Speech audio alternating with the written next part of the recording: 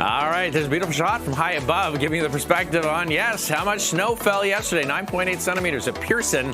Now, a lot of that, because the ground was not frozen when it was initially coming down, was melting. And then once it fell at a high enough a rate, it just piled up on top of itself. And the roadways, a lot of them were just wet as opposed to white, the major ones. But some secondary streets have seen some accumulation, and it was going to be icy this morning because the temperature is sitting at -4. Sun is up. Sun came up at 7:05.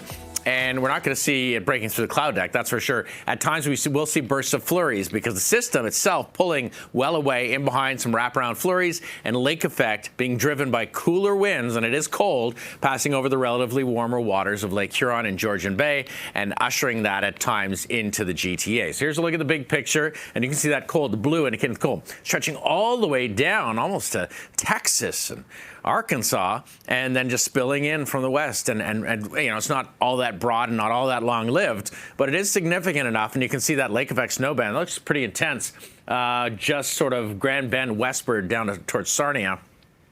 And then a little later on, it migrates closer to London. Now, we've got a band setting up right now, kind of quiets down through the midday, but overnight tonight, that band drifts back into the GTA. So there will be times where you get these bursts of flurries, reducing visibility, making the road slippery. Fortunately, the temperatures do moderate and everything turns back to the green, which is indicating rain. So it's going to be an unsettled week, but it's more dangerous to be out there when you see slippery road sections with ice than rain. You still need to slow down, but not maybe as dangerous. -1 down to -3 tonight, 4 tomorrow. So we'll get a few wet flurries around at times, but some sunny breaks as well. Back in chance of showers with 6 on Wednesday, 6 again on Thursday with chance of midday showers, but a few sunny breaks as well. And then this is a nice way to cap off the work week. Everything will be melted by then. 7 degrees under mixed sun and cloud.